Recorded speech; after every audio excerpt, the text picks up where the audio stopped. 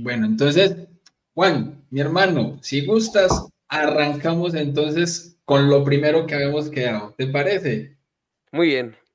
Bien, entonces yo quiero iniciar esta charla con la que vamos a dar paso a esta interesante entrevista a grandes filósofos, grandes personas, grandes amigos, grandes hermanos y que muchos de ustedes en el chat ya conocen, pero que quizás si no los conocen, pues va a ser el momento propicio para esto. Y yo normalmente en mi canal siempre hago una pregunta de manera jocosa y capciosa eh, para todos los invitados que yo he tenido. Y esta vez lo voy a hacer aquí, pero de una manera diferente. ¿Por qué? A ver, yo en mi canal siempre digo, ok, hay que hacer una presentación del quién soy yo, pero no el quién soy yo existencialista, filosófico, sino el quién es simplemente la persona. Pero pues bien, hoy, dado el panel de personas y personalidades que tenemos aquí, pues entonces vamos a hacer cada uno una respuesta del ¿quién soy yo?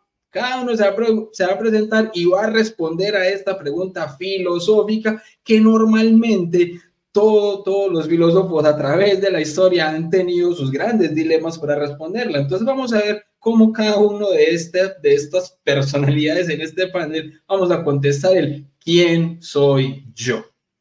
Yo arrancaría, por ejemplo, en mi persona, diciendo que yo soy un ser biopsicoespiritual, donde estoy obviamente hecho de materia, de un alma espiritual, de que tengo obviamente mi parte psicológica y que aparte de eso, algo que a mí me determina es ser bautizado. De esa manera yo podría decir ese quién soy yo. A mí algo que me determina es el ser bautizado y el ser bautizado me convierte obviamente en hijo de Dios. Y mi nombre es William Thor. En ese orden de ideas, quiero pasarle entonces la pelota a mi buen amigo Enrique, deditos a la filosofía. Como llegó al último, muchas veces dicen que los últimos serán los primeros. Así que, Enrique, empecemos. Qué bien que los últimos sean los primeros en este tipo de cuestiones. Pues, ¿quién soy yo? Yo soy una pobre nada que se olvida un montón de las cosas a cada momento y que no obstante, pues la belleza que sostiene en el ser todas las cosas me sigue sosteniendo a mí también. Supongo que porque alguna gracia le debo de hacer, ¿no? Aparte de eso, pues me llamo Enric, soy filósofo, llevo estudiando filosofía desde hace más de 10 años, creo, casi ya. Recientemente me doctoré, gracias a Dios también, porque tenía ya muchas ganas de hacerlo. Y soy padre de 2 hijas, con tres hijas ya, solo que una todavía no ha salido del vientre de su madre, pero ya existe, muchas gracias. ¿Y qué más? ¿Qué más? Y ya está, soy esposo, hijo, hermano y ya está. Qué belleza, Enrique. Felicitaciones, mi hermano. Qué belleza de Muchas gracias. primicia la que nos acabas de dar acá en este momento a todos. Y ahí aprovechamos también, hermano, para rezar también por tu familia, por tu hijita o hijito, pues que ya viene en camino, ¿cierto? Bien, ahora le vamos a pasar la pelota al doctor Dante Urbina, porque vamos a dejar obviamente al final al dueño del canal para que se presente y se explaye si quiere en la respuesta del quién soy yo. Pero en este momento vamos a pasarle la pelota entonces a nuestro buen y gran amigo, el doctor Dante Urbina. Dante, ¿quién soy yo? Bueno, no yo, sino tú. Tú eres William. Qué buena. No había percatado de esa dimensión de la pregunta. Siempre el humor, excelente. A ver, yo soy una nada que ha sido llamada al ser por puro amor como ser humano. Y allí, en ese camino, pues he tenido muchas alegrías, muchas ayudas, muchos tropiezos también, mucho pecado encima, una nada llamada el ser con pecado encima, pero con infinitamente más amor encima. Y no solo encima, sino a los costados y debajo. El ser con mayúscula no solo nos crea como entes particulares y nos suelta por ahí, no estamos bajo un esquema deísta, sino que nos sostiene, nos sustenta, nos levanta. Soy una nada llamada al ser en tanto ente particular, pero cobijado por el amor del ser con mayúsculas, Dios. Excelente. Y así hay muchas personas que normalmente dicen que la respuesta del quién soy yo nos va a llevar 2, 3 programas responderla. Normalmente yo lo digo, pero fíjense aquí cómo llevamos este momentico respondiendo al quién soy yo, y yo creo que de manera particular se han podido comenzar a entender quién es la persona, lo que normalmente se han dejado ver en los videos de YouTube, y yo creo que la forma en la que se ha ido contestando esta particular pregunta, que tanto ha sido un dolor de cabeza para grandes filósofos a través de la historia, y que me desmientan mis amigos, ya hoy en día, cuando nosotros empezamos a entablar una relación con el ser en mayúscula, creo que se nos hace un poco más sencillo responderla. Bien, Juan Diego, mi hermano, dueño del canal La Mente de Juan, ¿quién soy yo? ¿Quién es la mente de Juan? ¿Quién es Juan Diego? Pues soy alguien a quien Dios que ha sido demasiado misericordiado por Dios. Porque a veces se piensa que el hecho o sea, que la máxima misericordia se muestra, o sea, que las personas que en sí fueron ateas o incluso ocultistas o así, y que llegaron a la fe, han sido las más misericordiadas, y para conjugar la palabra como lo hace el Papa Francisco. Y en cambio los otros, digamos, como podría ser una Santa Teresita, que desde que era niña así, total, con la fe, o Carlo Acutis, que han sido, bueno, pues ellos ya es como que no necesitaron de tanta misericordia de Dios y así. Pero incluso como decía Santa Teresita, y que en mi caso aplica porque yo nunca, digamos, me volví ateo, sino que siempre fui católico y, digamos, me alejé de muchos peligros que podía haber tenido. Es que de hecho Dios ha tenido demasiada misericordia conmigo, precisamente previniéndome de caer en tantísimas cosas en que yo podía haber caído. Y bueno, aparte de las cosas que ya de por sí he caído, y pues perdonándome y así, o sea, como, y claro, aparte eso de que igual, como diría Santa Teresa de Jesús, soy nada con pecado encima, porque como ya mostramos con Dante en varios videos, Dios es la primera causa del ser total, y nosotros, lo único que tenemos por nosotros mismos es el hacer la nada, que sería el hacer el pecado. Eso básicamente. Genial, mi hermano, sí, muy, muy cierto lo que dice nuestro hermano Juan Diego, porque como yo en algunas ocasiones lo he dicho, en los procesos de conversión, solamente aquellos a los que nos ha tocado ser esa oveja perdida, entendemos de una manera muy especial esa misericordia de Dios.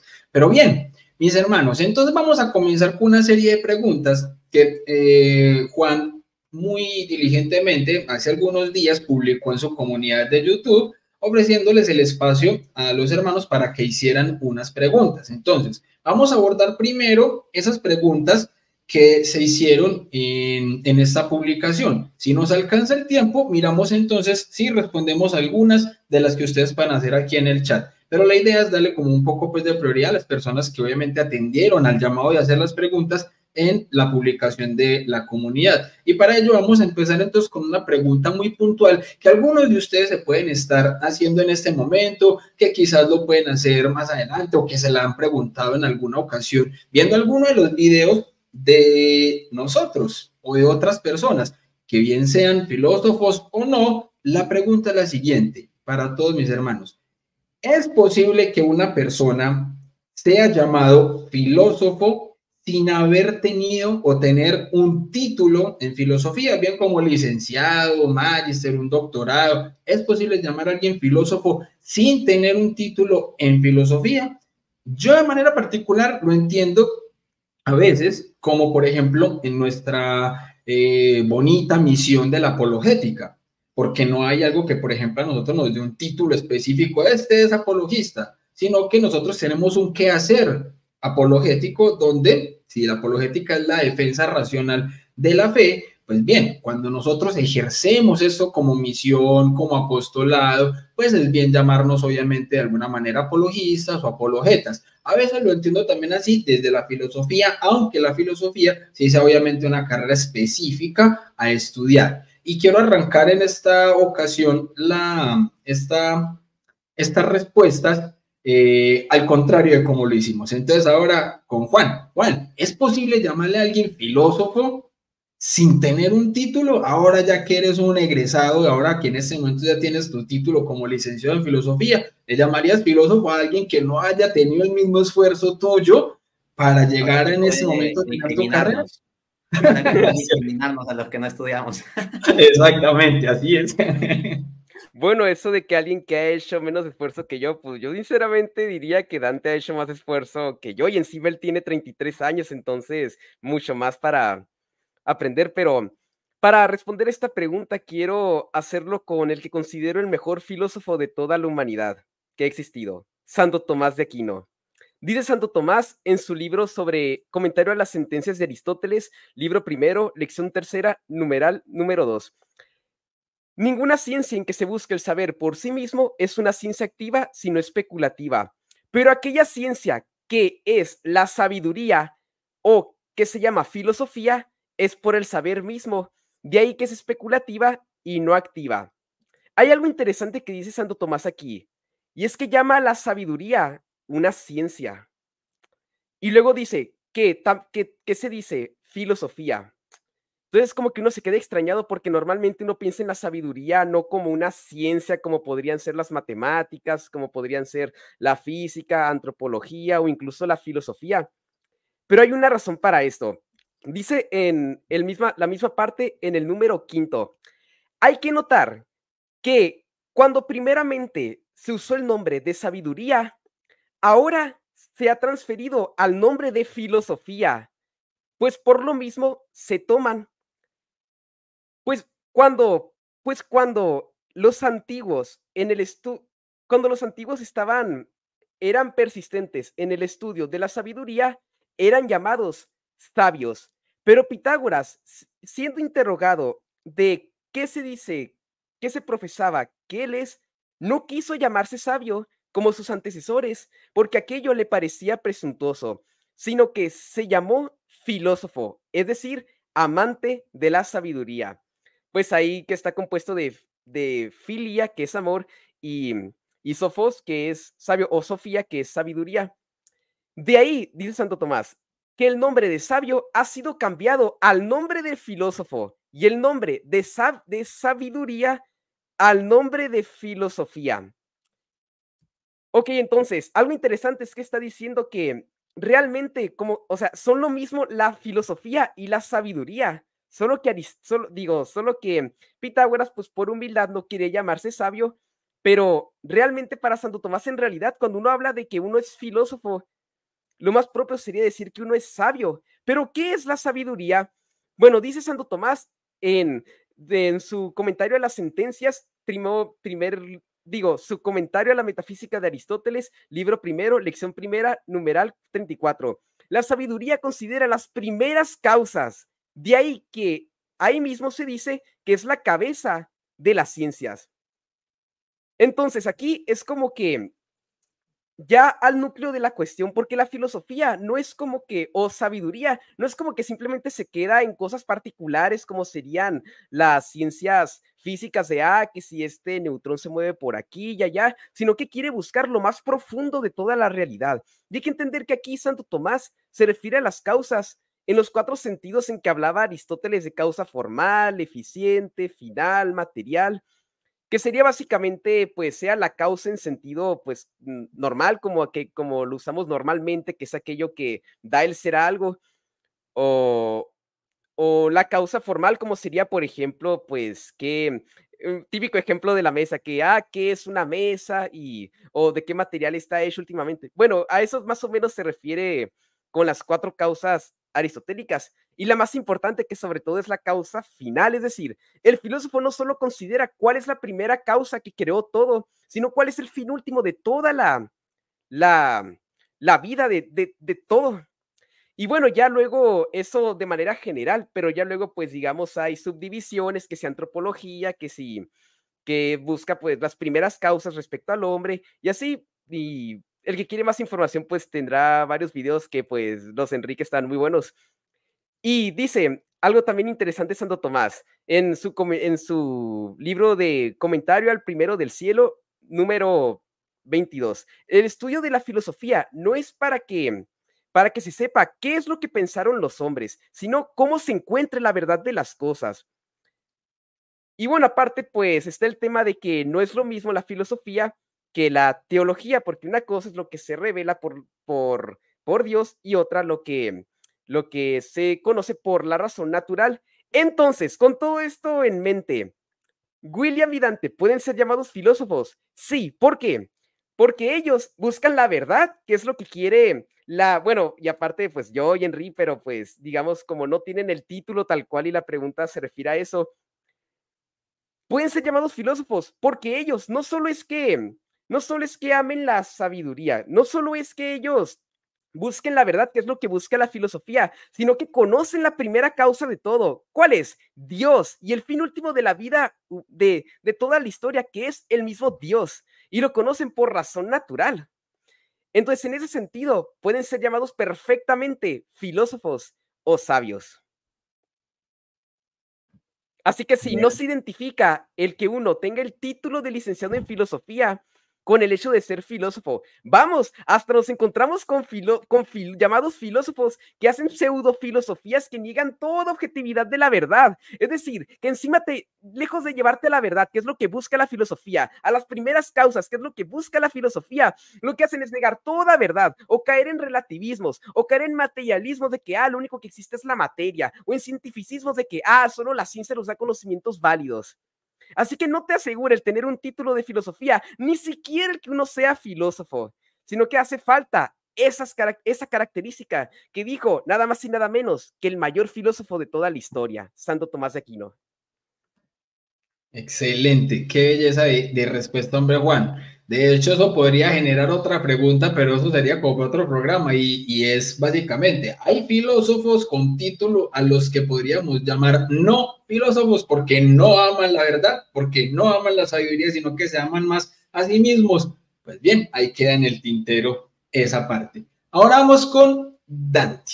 Dante, mi hermano, ¿será que podemos llamarle a alguien sin título filósofo? ¿Te autodenominas filósofo? ¿Te autodenominas Dante Urbina? ¿Cómo te autodenominas, hermano? Hoy que estamos en esta miriada ideológica donde cualquiera puede simplemente autopercibirse como quiere y todo el mundo tiene que respetarlos sí o sí. Sí.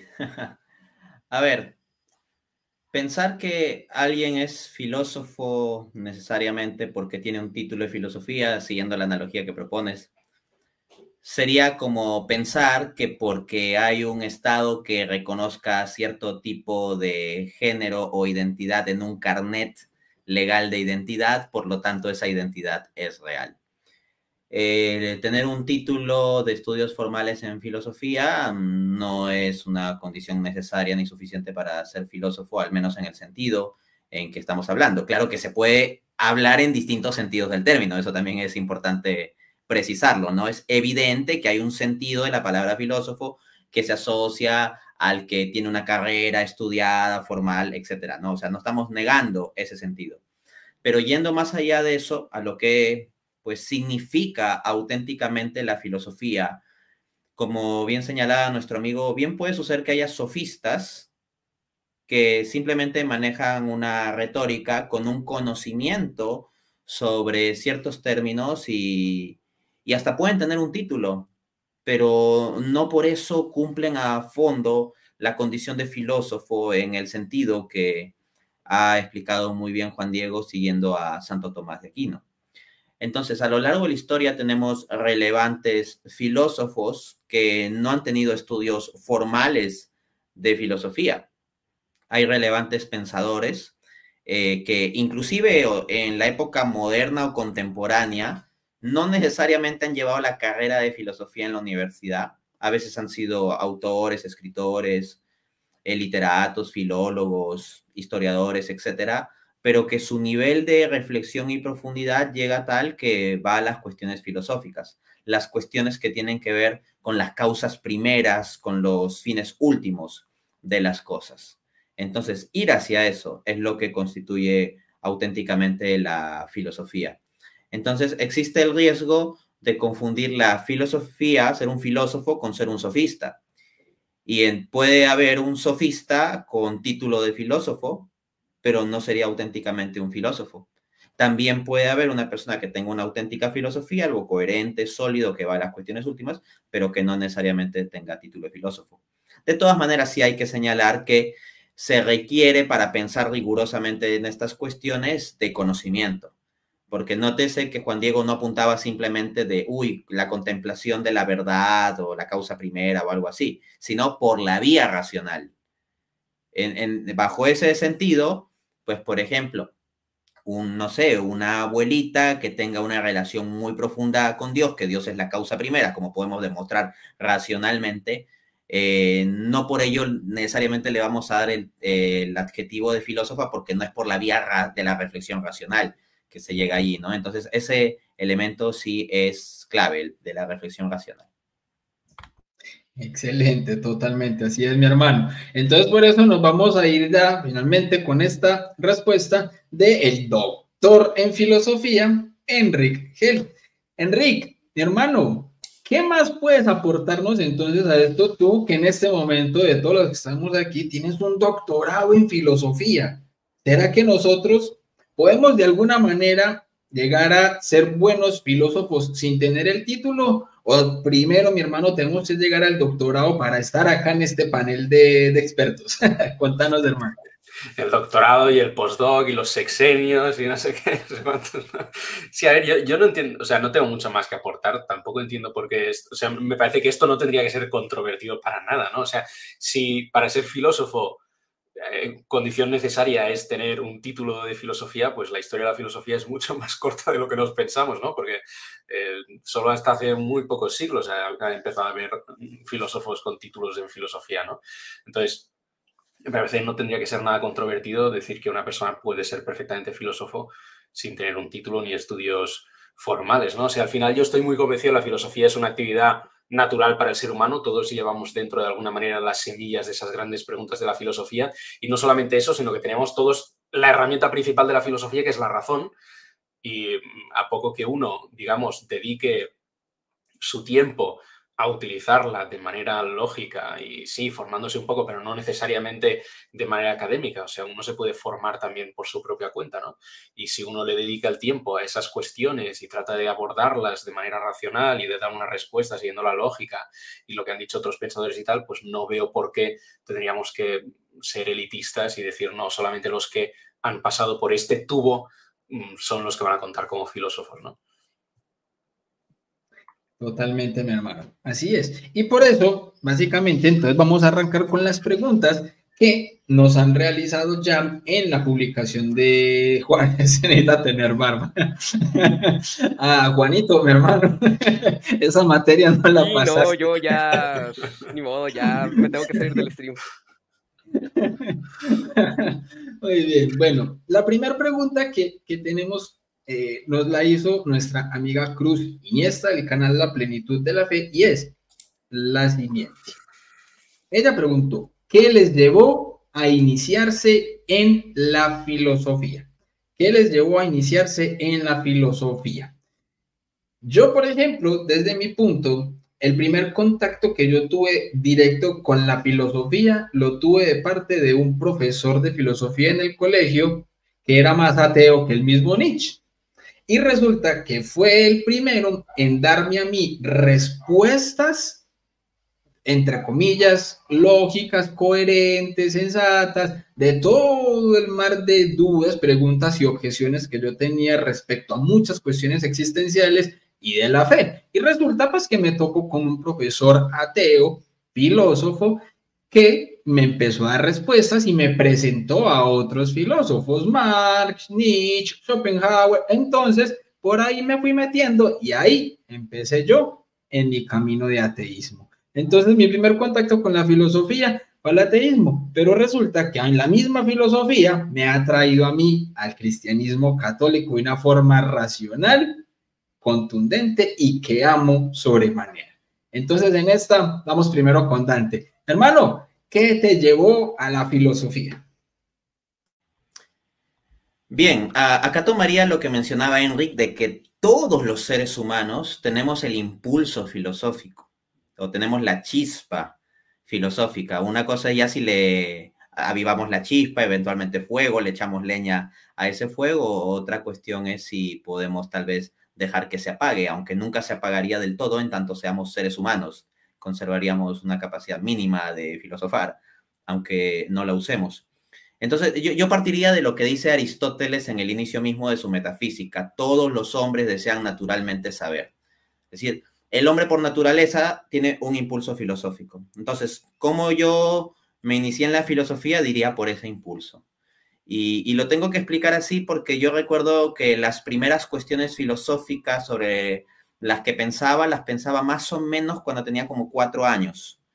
Entonces, casi tengo recuerdos de pensar sobre cosas filosóficas desde que tengo recuerdos de mi propio ejercicio mental o intelectual, ¿no? Esto lo he comentado en alguna ocasión. Mi abuelita se dedicaba mucho a cuidar su jardín, tenía un jardín muy bonito. Y yo recuerdo que me gustaba andar por ahí desde pequeñito y que ya teniendo 4 o 5 años pensaba mucho sobre cómo sería la eternidad, por ejemplo. Ya me rompía la cabeza diciendo, ¿cómo será la eternidad? ¿Cómo Dios vivirá en la eternidad? Pero no me refiero meramente a la cuestión de cómo será el cielo, la vida eterna, no tanto en un contenido específicamente religioso, sino cuando pensaba en la eternidad, en realidad era una reflexión, podría decir, más por el lado metafísico, ahora que hago como una introspección de lo que yo pensaba. O sea, no me estaba preguntando tanto en cómo viviremos en el cielo, sino cómo, por ejemplo, Dios mismo existe eternamente. ¿Cómo es esto de que existe eternamente?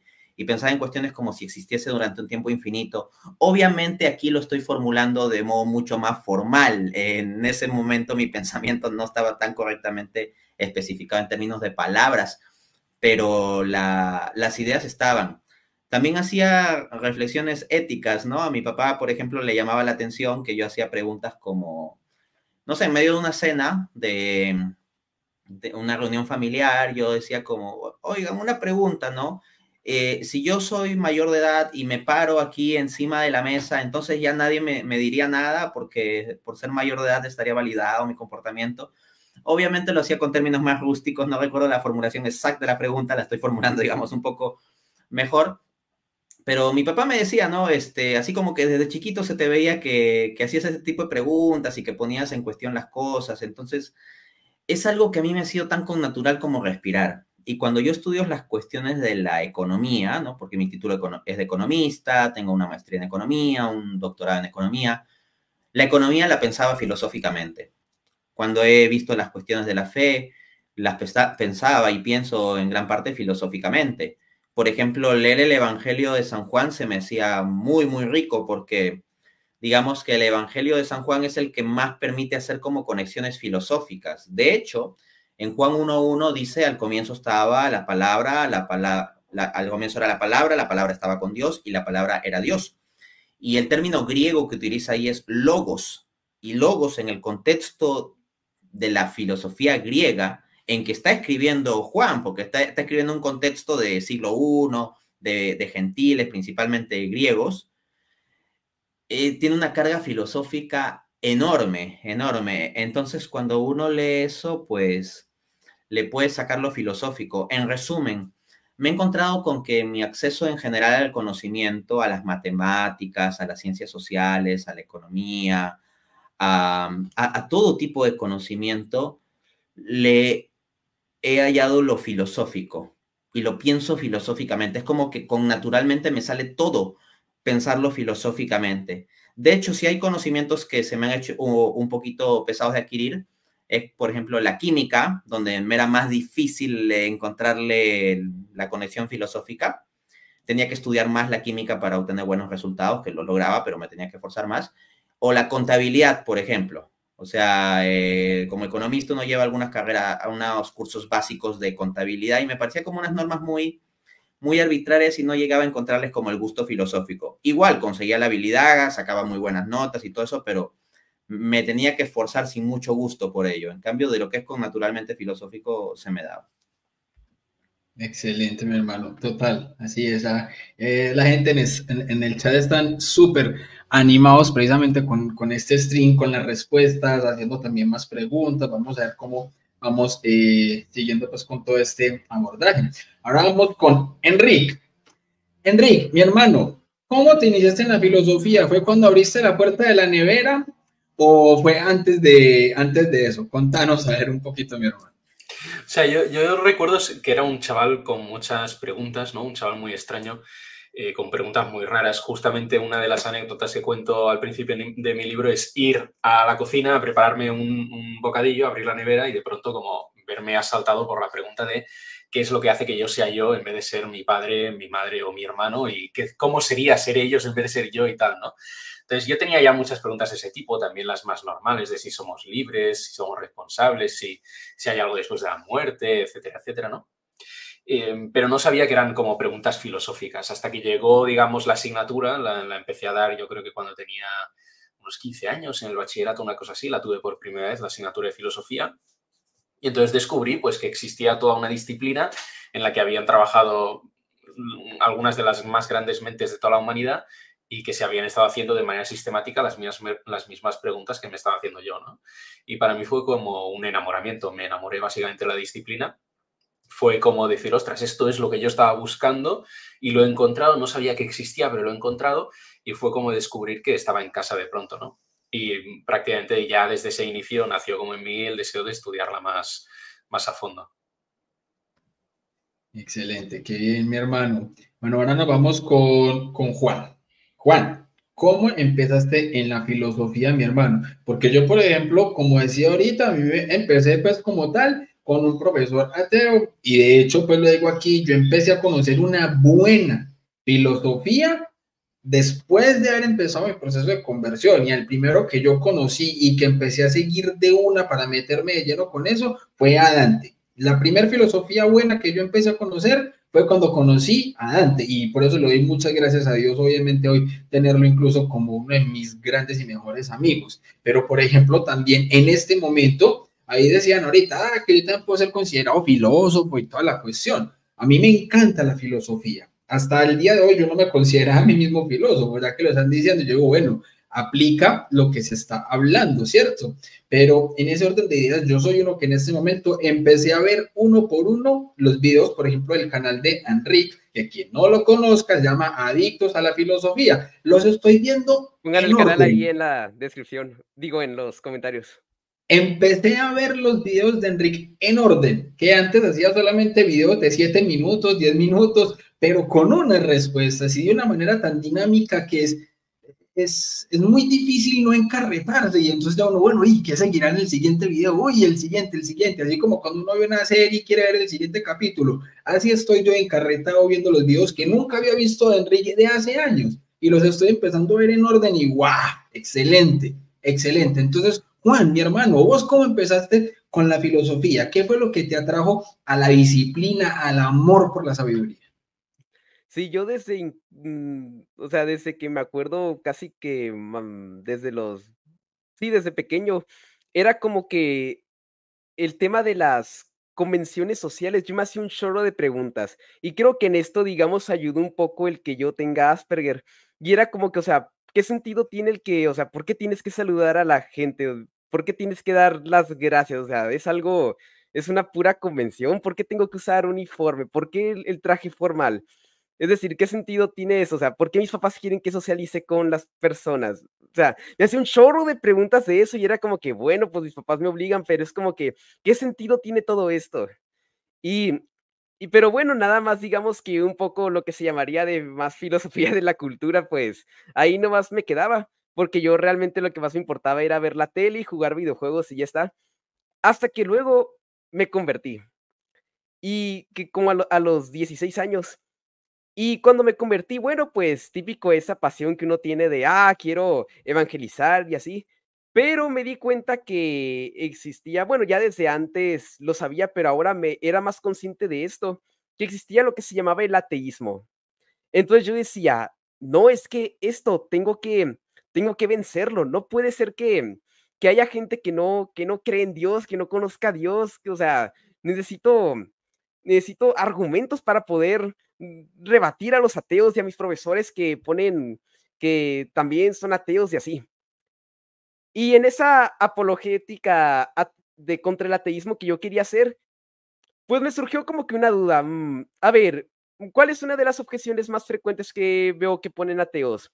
El tema de la omnipotencia. Ok, bueno, entonces voy a buscar en YouTube, pues, ¿cómo responder al tema de la paradoja de la omnipotencia? Y el primer video que me sale es uno llamado siete objeciones a la omnipotencia refutadas de un tal Enrique de Adictos a la Filosofía y de un tal Dante Urbina. Fue el primer video de filosofía que me encontré en YouTube y fue como, oh, a ver, voy a verlo. Oh, Caray. esto está interesante. Oh, pero, este chico, a ver. Y hoy lo tienen como licenciado de filosofía, o sea, que qué responsabilidad grande la que tienen ustedes dos, mis amigos. Continúa, mi hermano. Sí, me encanta tenerlos aquí como, y que los haya conocido y tenerlos como amigos, porque es como que a la torre los que me iniciaron en la filosofía son precisamente los que ahora estoy por fin hablando después de ya terminar este proceso. Entonces fue como que, pues esto que dice Enrique está interesante y esto que dice este chico Dante, pero qué raro, dijo que era tomista. ¿Qué es el tomismo? Entonces fue como, bueno, lo dejé un poco de lado, a ver, me puse a ver más videos, las 5 vías de Santo Tomás de Aquino. Pero bueno, Santo dijo que era tomista, hay 5 vías de Santo Tomás de Aquino para demostrar la existencia de Dios. A ver, voy a checar el canal de Dante. Y a partir de ahí fue como que con Dante y Enrique descubrí al que se convirtió en mi filósofo favorito, que fue Santo Tomás de Aquino.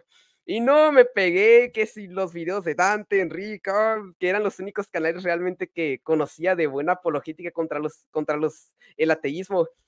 Y así me ponía a verlos y así. Luego me di cuenta que para entender a Tomás tenía que aprender a Aristóteles, así que vi el video de Enrique que era el acto y la potencia y así.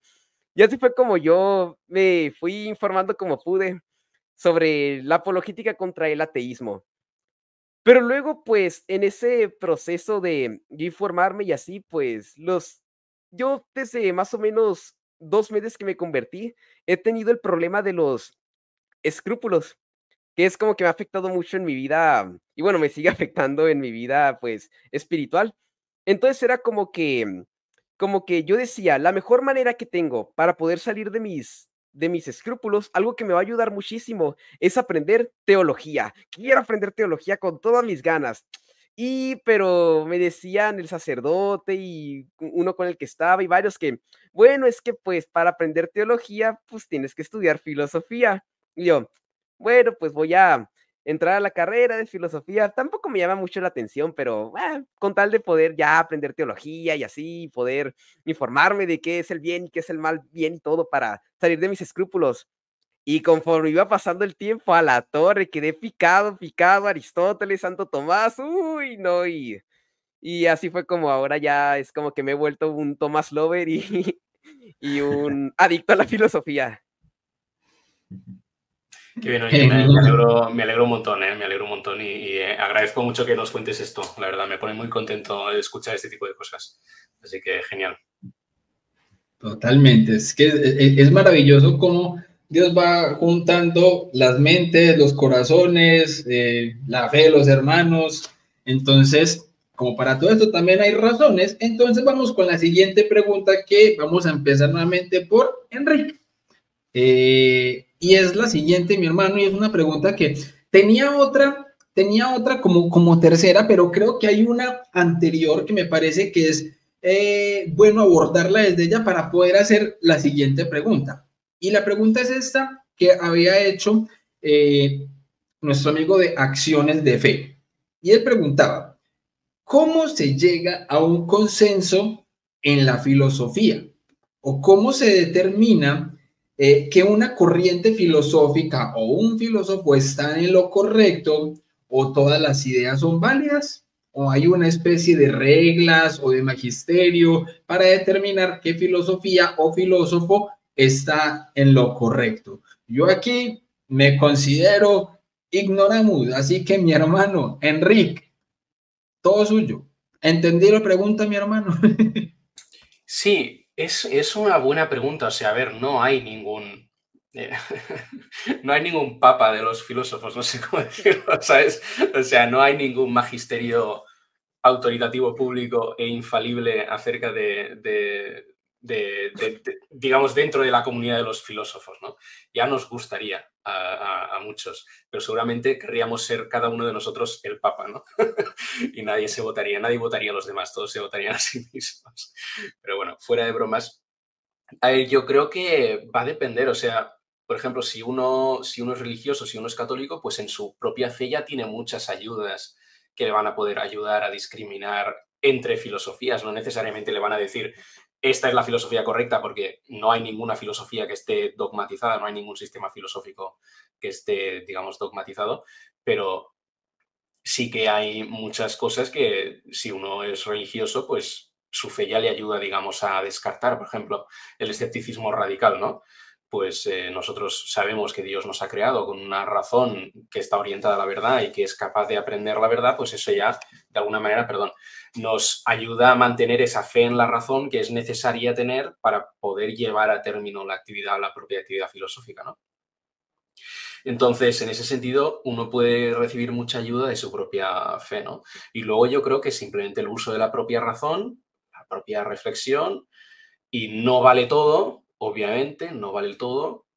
Hay cuestiones que yo creo que son seguramente irresolubles en el sentido de que nunca vamos a llegar a un consenso mayoritario en ellas, pero eso no quiere decir que uno no se pueda formar una opinión fundamentada al respecto, ¿no? Y llegar más o menos a una posición clara, razonable y legítima, ¿no? Y luego el tema del consenso, esto es algo que he estado reflexionando bastante últimamente, ¿no? Porque a veces, digamos, la gente se queja, ¿cómo es que la filosofía no genera consenso y la ciencia sí, ¿no? Y no tengo muy claro cuál es, digamos, la respuesta definitiva, pero aquí van algunas reflexiones poco sistemáticas, ¿vale? O sea, lo primero es que me parece que la pregunta es tramposa porque asume que no hay ningún consenso en filosofía. Y eso, como mínimo, es controvertido, ¿vale? No hay ningún consenso acerca de que no haya consenso en filosofía. Eso de entrada. Yo creo que sí que hay bastantes áreas de consenso que se han ido consiguiendo a lo largo de la historia. Platón se pensaba que el totalitarismo era muy buena idea. Hoy en día prácticamente todos los filósofos estamos de acuerdo en que no, ¿no? Aristóteles tenía esta idea de la esclavitud natural. Hoy en día no conozco a ningún filósofo que la defienda, ¿no? Entonces, hay áreas de consenso que se van consiguiendo. Antes todo el mundo se pensaba que teníamos la definición perfecta de conocimiento y ahora más o menos todo el mundo está de acuerdo en que no es así y que tenemos que seguir buscando, ¿no? Entonces, bueno, hay áreas de consenso, ¿no? Eso de entrada. Y luego creo también, esto es algo, no sé si vosotros estáis de acuerdo con esto, ¿vale? Si no, lo podéis decir sin ningún problema, pero estaba pensando que hay como, o sea, me parece que hay una tensión que posiblemente es irresoluble entre la capacidad de generar consenso y la libertad de pensamiento, ¿vale? Cuanto más valora una comunidad de investigación la libertad de pensamiento, más difícil va a ser generar consenso, porque mayor tolerancia va a haber al desacuerdo, por decirlo de alguna manera, ¿vale? Y al revés, cuanto más se quiera poseer la capacidad de generar consenso, más seguramente se va a tener que ir atacando la libertad de pensamiento. Entonces, esto lo pensaba porque me acordaba de una propuesta que tenía un filósofo de la ciencia muy radical que se llama Paul Feyerabend, que él decía que la ciencia tenía que seguir el anarquismo metodológico. ¿Vale? Entonces, él criticaba mucho la idea de que la ciencia tenía que tener un método único y tal, y entonces él decía, no, en las facultades de ciencia tendría que haber chamanismo y se tendría que enseñar brujería y tal. Entonces, era como anarquismo metodológico, ¿no? Y obviamente es una postura radical que no tiene ningún sentido que eso se instaure, ¿no? Pero si uno lo piensa, es en plan, esa es como una propuesta de máxima libertad de pensamiento dentro de la propia comunidad científica, pero tendría como consecuencia que sería imposible generar consenso, porque habríamos ampliado, de alguna manera, habríamos dejado entrar a todo el mundo en la comunidad científica, ¿no? Y sería imposible generar consenso. Entonces, los filósofos, digamos que ha habido épocas en nuestra propia historia en las que dentro de la comunidad de los filósofos dejábamos entrar a menos gente y pues eran épocas de más consenso, ¿no? Entonces, yo qué sé, estoy pensando en momentos como que a Hume me parece le denegaron la cátedra varias veces por supuestamente ser ateo y tal, bueno, por todo ese lío, ¿no? Entonces, claro, sí, si los filósofos, digamos, creyentes nos hacemos con las instituciones y no dejamos que entren los que piensan distinto, vamos a tener una comunidad filosófica que ha generado un gran consenso, ¿no? Pero nos vamos a perder la posibilidad de interactuar con pensamientos alternativos que a lo mejor planteen objeciones interesantes y que pueda surgir de ahí una dinámica curiosa, ¿no? Entonces yo creo que hay como esa doble finalidad, que es muy difícil tener las dos cosas y que seguramente lo máximo que podemos tener es un equilibrio muy precario entre libertad de pensamiento y capacidad de generar consenso. Pero claro, en la medida en que los filósofos creo que históricamente hemos empezado a valorar mucho más la libertad de pensamiento, pues hemos perdido capacidad de generar consenso. Pero eso no tiene por qué ser algo necesariamente malo, ¿no? Pero no sé, eso son solamente unas reflexiones asistemáticas al respecto, así que no me hagáis mucho caso tampoco. Filósofo filosofando. Exacto. Y de hecho, mi hermano, te cuento, pues aquí en Colombia nosotros como siempre metiendo la pata, pues te cuento que acá ya hay una universidad donde instauraron como carrera oficial la brujería. Estamos montados. Así montaron de una carrera para que la gente estudie esas artes ocultas. En fin. Dante, mi hermano. Sí, dale, Juan. Juan. Sí, tenía apagado el micrófono. Sí, vamos no, con Juan. O sea, se pone la brujería en Colombia, pero se quiere quitar la filosofía luego de varias instituciones de la escuela. O sea. Exacto, exactamente, total. O sea, de ahí vamos viendo cómo es que se van manejando los hilos que están por detrás. Y yo creo que en ese sentido lo que decía Enrique, obviamente hay una línea muy delgadita ahí entre el tema del consenso y la libertad, porque es que obviamente cuando pasamos de libertad a libertinaje, ya la cuestión cambia muchísimo. O cuando pasamos de consenso a autoritarismo, obviamente extremo, donde no se vaya a permitir ni siquiera pensar por sí mismos, que es lo que muchas veces está pasando, donde cuando nosotros tratamos de dar una opinión desde razonada, o sea, opinión pero razonada, desde nuestra fe, por ejemplo, entonces no, ahí sí hay que callarse, ¿cierto? Entonces, es muy complicado cómo se están viendo hoy en día ese tipo de cosas en cuanto al tema del consenso y en cuanto al tema de la libertad. Pero sí, ahí iba a pasarle la pelota antes, pero me gustaría que empecemos en la pelota con Juan Diego y que cerremos con Dante en esta parte del consenso. Juan Diego, ¿qué opinas, mi hermano? ¿Será que dentro de la filosofía como tal hay alguna metodología para llegar a un consenso o no puede haberlo? O sea, la filosofía, por ser lo que es, impide que más adelante incluso pueda llegar a haber un consenso, o pensás, hermano, que sí puede haber entonces un consenso dentro de los filósofos. Yo solo voy a hacer una pequeña interrupción para decir que predigo que Juan Diego va a decir que sí podemos llegar a un consenso y va a pasar a contradecir todo lo que dijo Enrique.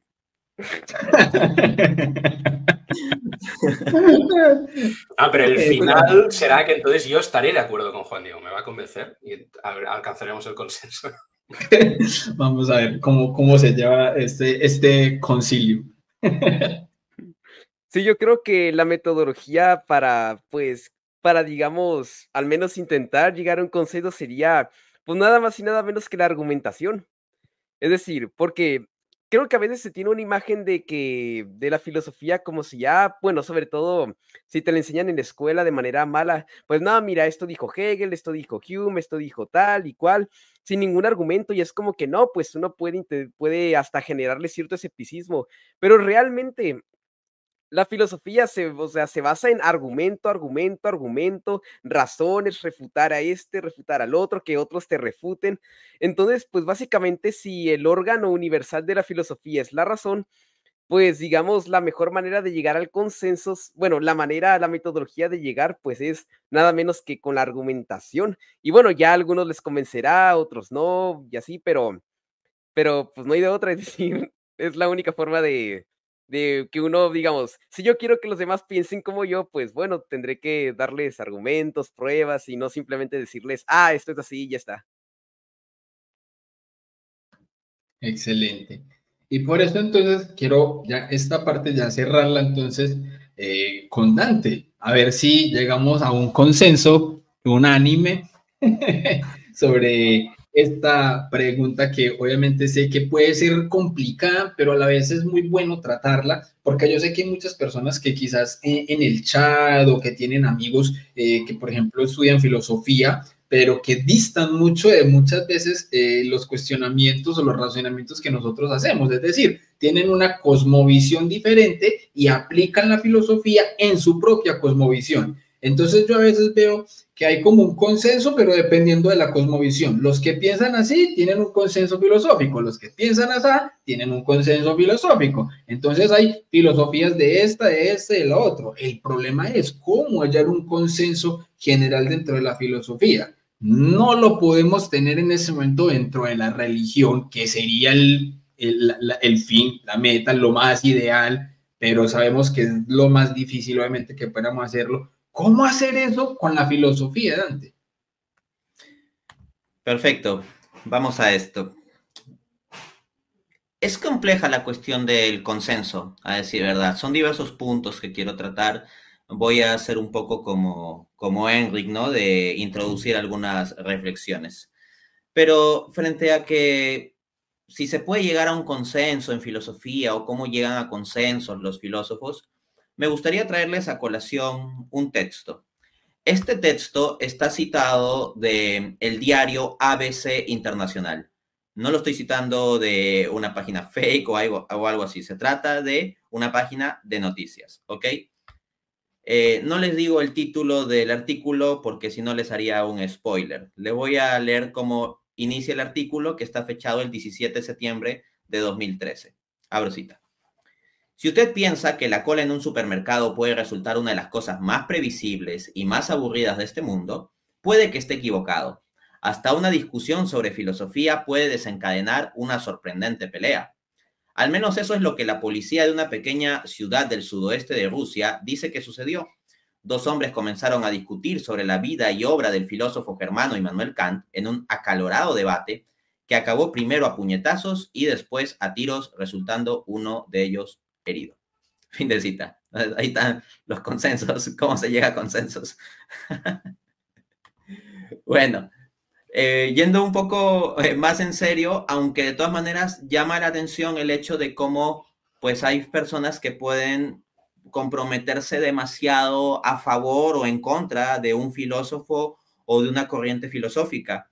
Y entendamos eso, o sea, la filosofía al ir a las cuestiones fundamentales, pues no meramente es algo que hacemos, sino en cierto modo algo que somos, que nos constituye, que nos identifica.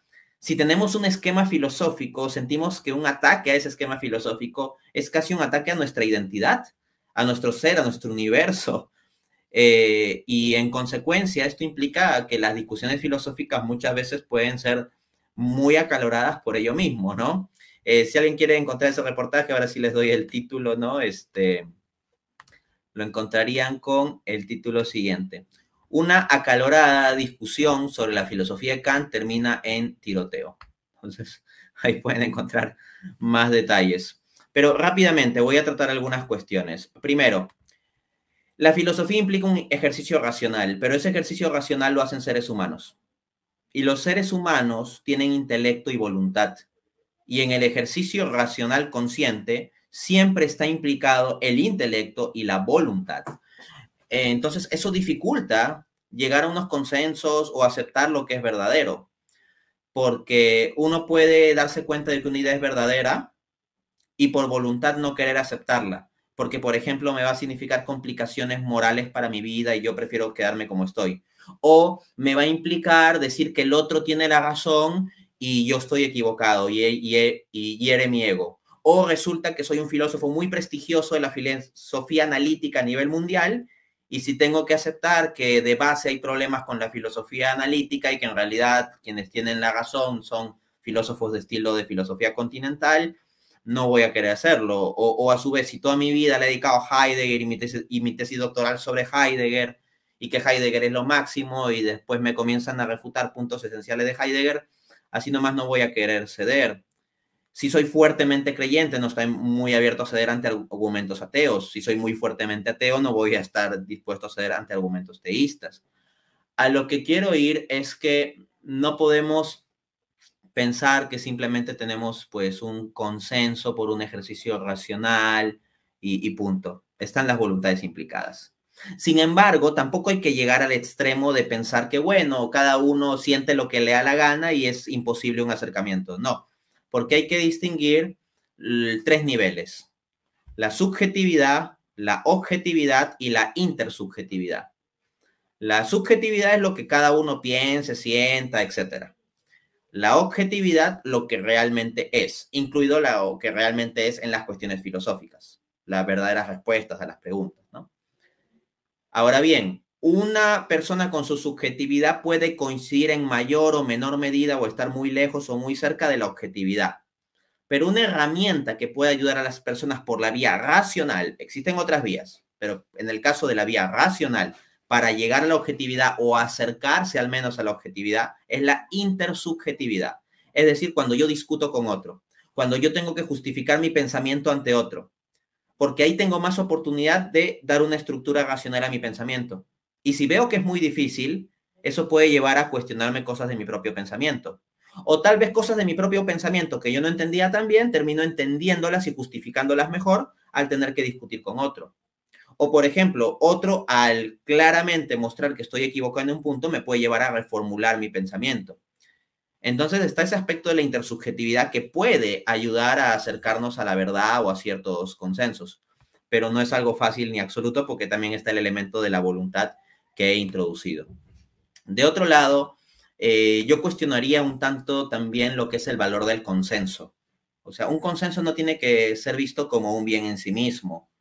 Un bien será la verdad, pero el consenso no necesariamente, porque puede haber un consenso que sea errado. De hecho, en la historia misma de las ciencias, porque a las ciencias les encanta desdeñar la filosofía, o mejor dicho, a los cientificistas, diciendo la filosofía no genera consenso, son puros filósofos que discuten de cualquier cosa, y si juntas 3 filósofos en una habitación salen 8 opiniones, y en cambio en la ciencia sí vamos a un consenso. Pues bien, el consenso científico en varias ocasiones ha estado equivocado. Ha habido consensos en la historia de la física que han sido refutados eventualmente por evidencia que se ha obtenido. Y esto es lo que identificó un filósofo de la ciencia y también físico, Thomas Kuhn, en su libro La estructura de las revoluciones científicas de 1962. Lo que él plantea es que hay como unos paradigmas para explicar las cosas, pero que cuando se incorporan o se acumulan demasiadas anomalías, es decir, cosas que contradicen el paradigma, eventualmente el paradigma dominante se quiebra y es reemplazado por una ciencia nueva. Y esta ciencia nueva eventualmente se convertirá en un nuevo paradigma dominante que eventualmente se quebrará si es que se acumulan muchas anomalías. Y lo que plantea Thomas Kuhn, estoy obviamente simplificando, pero es necesario para una respuesta de este tipo, es que la ciencia avanzaría a través de esas quiebres de paradigmas. ¿Pero qué significa eso? Que la ciencia avanzaría a través de quiebres de consensos parciales, de consensos que eventualmente estaban equivocados, gravemente equivocados o parcialmente equivocados, pero de forma suficientemente relevante en la cantidad de equivocación como para que se tenga que cambiar. Por ejemplo, en la comunidad de ciencias bíblicas, de exégesis en el siglo XIX, el consenso académico casi era en desdeñar los milagros, por ejemplo, porque la academia estaba dominada por un escepticismo alemán. Entonces hay que tener cuidado que detrás de los consensos puede haber prejuicios también. Como bien decía Enrique, por ejemplo, si institucionalmente la filosofía fuese atrapada por creyentes, por decirlo así, excluiríamos incluso de tener título de filósofos a los que sean ateos. Pero también puede pensarse el escenario inverso.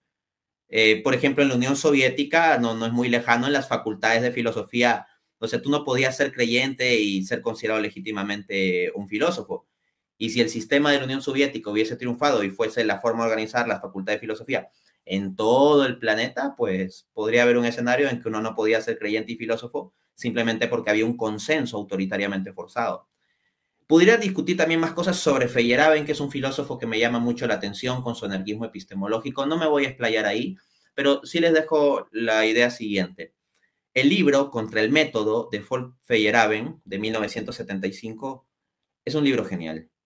A mí me voló la cabeza, la verdad, cuando lo leí.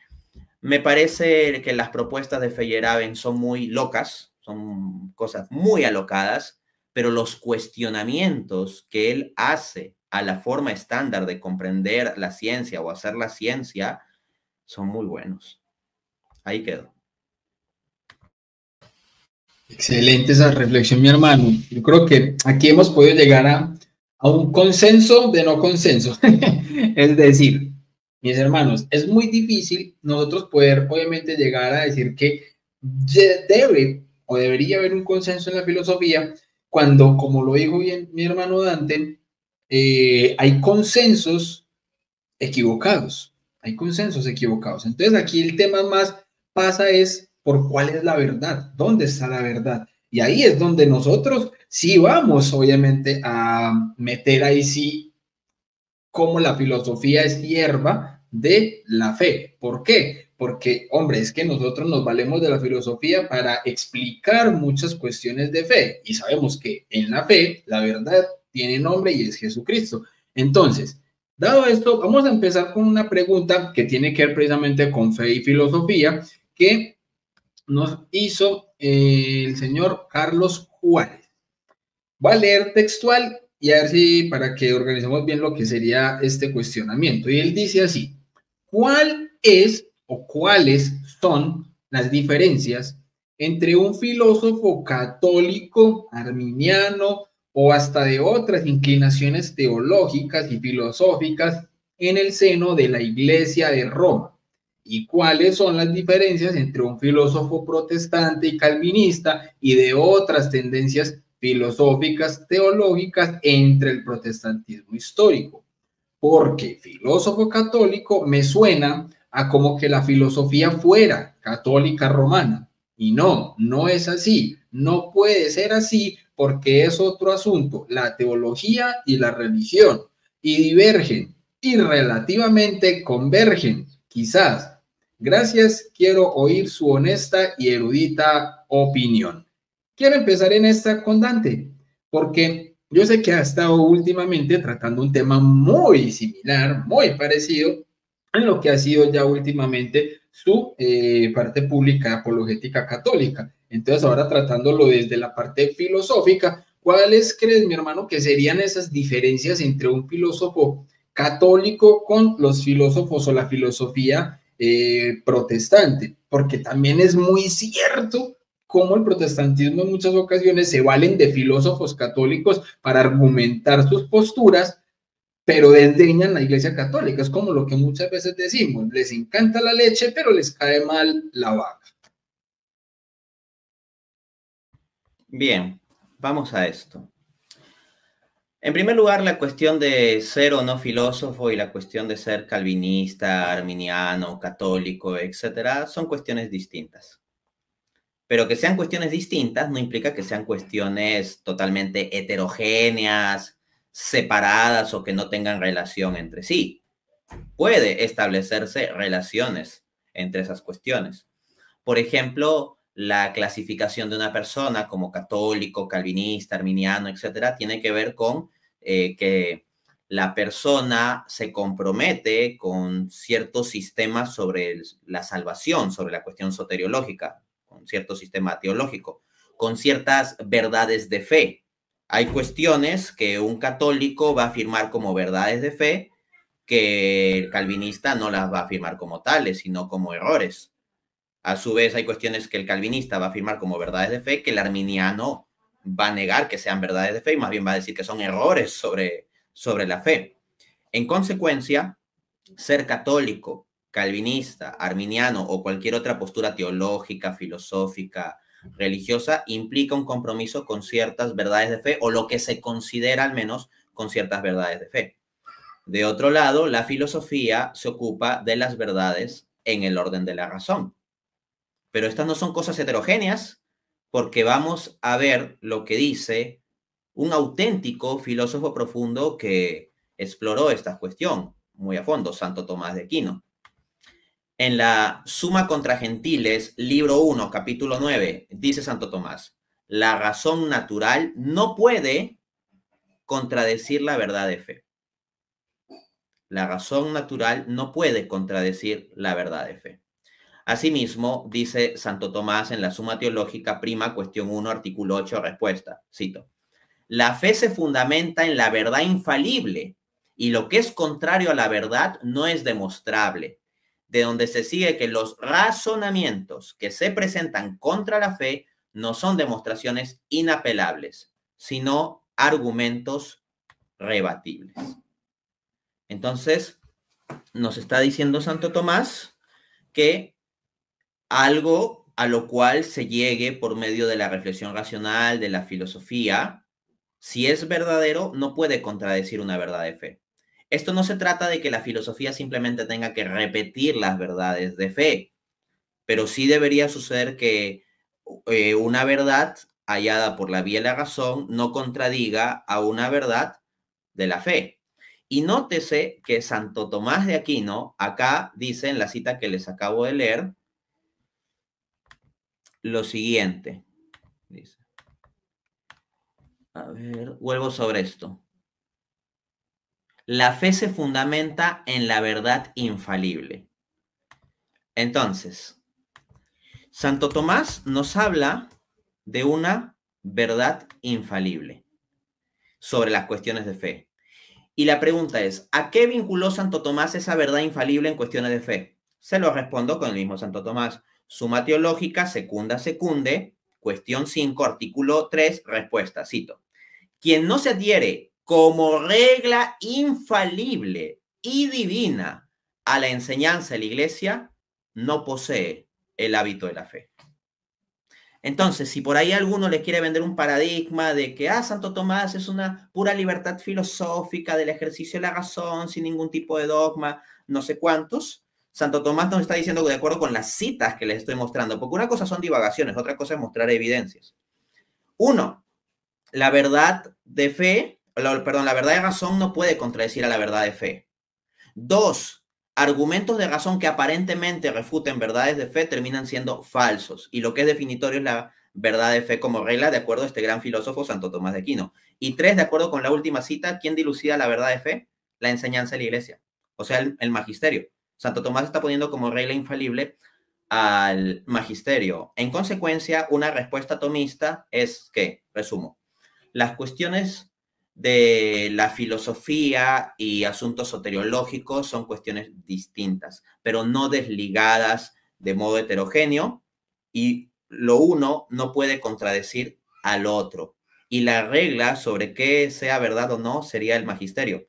Y específicamente acá se habla de la enseñanza de la Iglesia y no se está refiriendo a otra, sino a la Iglesia católica, ¿no? En consecuencia, la respuesta que daría Santo Tomás es que lo que en filosofía filósofos arminianos o calvinistas reflexionen, pero que contradigan las definiciones del magisterio de la Iglesia, están mal. Es la respuesta tomista. Excelente, totalmente. En esta quiero pasarle la pelota a Enrique. ¿Por qué? Porque es que hay una pregunta que normalmente todo el mundo le hace a Enrique y es porque muchas veces no han visto su respuesta en muchas y muchas otras entrevistas que le han hecho y ya la ha contestado. Lo que pasa es que la gente sigue diciendo, pero es que es en serio. La gente se pregunta, ¿Enrique es católico? Hombre, que sí, Enrique es católico. Enrique, ¿podrías, hermano, responder un poco respecto a esta cuestión que se está haciendo de la diferencia de un filósofo católico a un filósofo protestante? Porque obviamente a vos como doctor en filosofía, ya estudiando de manera académica la disciplina, pues obviamente te toca y te ha tocado pues obviamente estudiar y profundizar sobre muchos tipos de filosofía, sobre muchas mentes a través de la historia, tanto ateos, agnósticos, creyentes, no creyentes, de protestantes, de católicos, de todo, para poder obviamente sacar conclusiones y tener un bagaje en todo lo que es el estudio serio pues de lo que es la filosofía. ¿Qué nos podrías entonces, hermano, aportar a este cuestionamiento? Sí, no tengo mucho más que aportar, la verdad. Creo que Dante ya ha dicho bastante. O sea, yo creo que al final a la filosofía no hay nadie que vaya como de cero, ¿sabes? O sea, Descartes intentó empezar de cero la filosofía y desde que él lo intentó nadie más lo ha intentado porque todos nos dimos cuenta de que era un proyecto que estaba condenado al fracaso, ¿no? Desde entrada. Entonces, todos vamos a la filosofía con ya unas ciertas concepciones, con una cierta experiencia de la vida, con una cierta cosmovisión religiosa, incluso con una religión en concreto, o con una falta de religión, que eso también es digamos, son unas lentes que informan también el quehacer filosófico, ¿no? Entonces, eso va a informar la propia actividad de diferentes maneras. Entonces, es simplemente cuestión de reconocer las propias gafas con las que uno mira, digamos, las diferentes cosas y estar quizás abierto a si la evidencia apunta en alguna otra dirección, cambiar de gafas, ¿no? Si uno ve que las que lleva no le ayudan a ver bien, pues cambiar de gafas. Pero también creo que está, digamos, que va en la otra dirección la relación, ¿no? Porque como decía, creo que al inicio la propia fe también puede ayudar, digamos, a la reflexión filosófica, porque en cierto sentido eh, pone como unas ciertas, no sé cómo decirlo, como unos ciertos raíles, ¿sí? Digamos, fuera de los cuales es peligroso deambular con la razón suelta, ¿sabes? En plan, ciertos raíles, o sea, todos hemos visto filósofos que persiguiendo un razonamiento, empezando de puntos de partida absolutamente erróneos, han llegado a la conclusión de que ellos no existen y tan panchos han dicho, sí, efectivamente, yo no existo. O a la conclusión de yo no soy libre. Y como no soy libre, no soy responsable de mis actos. Y como no soy responsable de mis actos, no hay ningún bien ni un mal objetivo. Y tan panchos, ¿no? Entonces, bueno, pues todo eso son conclusiones que la propia fe de alguna manera también te está ayudando a ver que no son correctas esas conclusiones y que por tanto cualquier razonamiento filosófico o cualquier sistema filosófico que te lleve a esa salida es que ha empezado mal por su punto de partida, ¿no? Entonces, en ese sentido, la propia fe es una ayuda de decir, oye, ojo, si has llegado a esta conclusión, mira tu punto de partida y seguramente vas a ver, si lo miras con mayor atención, vas a ver un error, ¿no? Excelente, como decía Santa Teresa, mi hermano, la imaginación es la loca de la casa. Entonces, a veces tenemos que aterrizarnos un poquito y volver a mirar hacia atrás para poder mirar en dónde fue que quizás fue el bache o la desviación, para poder llegar a una conclusión mucho más objetiva. Juan, mi hermano, ¿qué pensás entonces de esto vos? Que digamos, entre todos los que estamos acá, sos el más joven, pero que te ha tocado ver quizás también como espectador muchas veces este tipo de cosas y ahora incluso desde el estudio, desde tu conversión a la fe. ¿Cómo ves entonces esta comparación entre las diferentes filosofías o los filósofos dentro incluso del tema de la fe? ¿Se puede obviamente compaginar ahí o qué diferencias ves así como puntuales entre el filósofo católico o los filósofos protestantes o los calvinistas que muchas veces distan tanto de incluso filósofos dentro del mismo protestantismo? Sí, lo primero que querría decir es que cuando se habla de filósofos católicos o arminianos o calvinistas, no nos referimos entonces te refieres a la filosofía oficial de tal iglesia, no, sino que simplemente nos referimos a una persona que cree en, por ejemplo, el caso del catolicismo, en lo que afirma el catolicismo, al menos si no en todo lo que dice el magisterio, al menos en lo que ha dicho el magisterio de manera infalible, y que simplemente es un filósofo que con eso como una regla negativa, pues hace filosofía. Y bueno, ya con el protestantismo sería más difícil porque ahí es como que tienen más libertad en ese sentido de bueno, pues puedo rechazar o no, pero siempre y cuando, digamos, se mantengan siendo calvinistas o arminianos, es como que tiene una especie de regla negativa en que, ok, yo puedo hacer toda la filosofía que quiera, siempre y cuando no me salga de ese marco que tengo. Y eso pues lo que provoca es que, primero, se acepten afirmaciones filosóficas que son exigidas por esa propia, pues, iglesia, como sería, por ejemplo, que existe un mundo exterior a mí, que no puedo dudar de absolutamente todo, que pues Dios existe, evidentemente, porque ni siquiera pues existiría ninguna iglesia si Dios no existe, o cosas por el estilo, y ya, y excluiría pues automáticamente todas aquellas filosofías que contradijeran o afirmaciones filosóficas que contradijeran a lo que dice tal o cual iglesia. Claro, bueno, luego, pues, si ya hay filósofos que quieren aceptar la doctrina de la doble verdad y que lo que se dice en filosofía, pues puede ser verdad al mismo tiempo que lo que se dice en teología, aunque se contradigan, pues bueno, eso ya, pues ya sería otro rollo, pero mientras quieran ser consistentes y aceptar, pues, el principio de no contradicción, que pues sería lo más lógico del mundo, pues en ese sentido, digamos, al menos como que los ponen en un marco, pero no quiere decir tal cual de que, entonces hay una filosofía oficial del calvinismo, filosofía oficial de la Iglesia Católica. Excelente, mi hermano. Y la siguiente pregunta, que creo que ya va siendo casi que la última, porque como todo lo bueno se acaba rápido, ya obviamente vamos llegando pues como al final de de este excelente compartir filosófico. Entonces va a ser dos preguntas en una, como para que cada uno la podamos entonces contestar. Y le voy entonces a iniciar esta parte con Juan Diego. La pregunta es la siguiente, mi hermano. ¿Cuáles son los retos frente a los que se encuentra el quehacer filosófico hoy en día?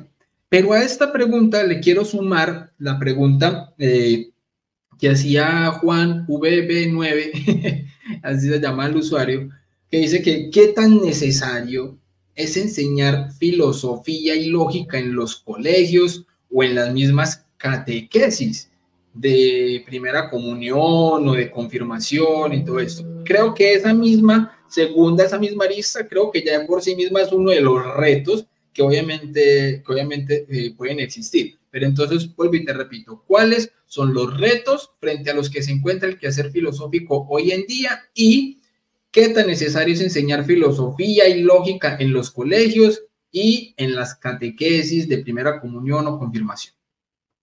Sí, bueno, en sí, varios retos podrían ser el cientificismo, que dice que el único conocimiento válido es el de la ciencia, el relativismo, que pues dice que, lo que yo crea, pues al final es lo verdadero, y si tú crees en otra cosa, pues igual. O, bueno, en sí, las filosofías que niegan el principio de no contradicción, porque en sí eso, digamos que es como que ya, como decía antes, una antifilosofía, es como que una negación de ese llegar a la verdad objetiva, las primeras causas, etcétera. Entonces, en ese sentido, digamos que vencer esas corrientes sería, pues un reto que tiene, o sea, la filosofía se enfrenta también a esos retos, pero un reto particular que también es algo que se está viendo más hoy en día, es el tema del utilitarismo. Resulta que hay algo interesante que dijo Santo Tomás también en su comentario al libro de la Metafísica de Aristóteles, libro primero, lección primera, numeral 33, que dice que las ciencias especulativas, cito, las ciencias especulativas no se encontraron para utilidad. O sea, el hecho de que no se hayan, que las ciencias especulativas no se hayan encontrado para la utilidad es patente por este signo. Bueno, para empezar, ¿qué es una ciencia especulativa? Aquella ciencia que no es una ciencia práctica, es decir, que no se ordena a la acción, como podría ser, pues, yo qué sé, el arte de la carpintería, el arte de cualquier arte mecánica, etcétera. Sino que las ciencias especulativas serían las que se ordenan al saber mismo, por él mismo. Entonces, dice Santo Tomás que el signo de eso de que no se encontraron esas ciencias para utilidad es que ya adquiridas o, o encontradas todas aquellas cosas que pueden servir para introducirse en las ciencias o para la necesidad de la vida o para el placer, como son las artes que están ordenadas a la delectación de los hombres, las ciencias especulativas no se encontraron por esas mismas, sino que por sí mismas.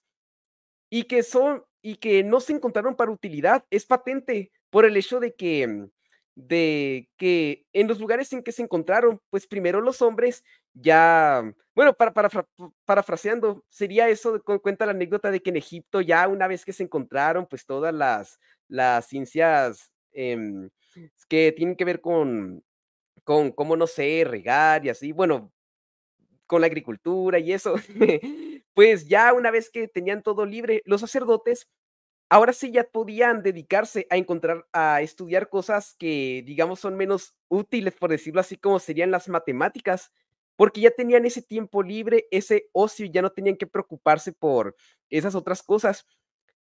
Y bueno, con la filosofía es lo mismo, es decir, la filosofía no es como que con ella ya vas a saber hacer cosas prácticas, cosas útiles, sino que es como que el conocimiento que se busca por él mismo, por el saber, que claro, luego va a tener un chorro de repercusiones indirectamente, sobre todo en el tema moral, porque pues al final toda la filosofía te ayuda a eso de cómo saber cuáles son los actos buenos, correctos, y así. De hecho, creo que Enrique lo sabrá muy bien que su tesis doctoral tuvo que ver con la ética y que por ende necesitaba de mucha metafísica. Pero independientemente de eso, es como que en un mundo en el que lo que prima es la utilidad, el que, a ver, ¿qué esto me va a generar dinero, esto me va a generar diversión, placeres? Pues la filosofía no es como que, wow, me va a generar mucho placer, wow, voy a ganar mucho dinero con ello. Y ya vemos cómo precisamente ahora pues se quiere quitar hasta de los colegios porque pues como no es útil, pues al final la desechamos.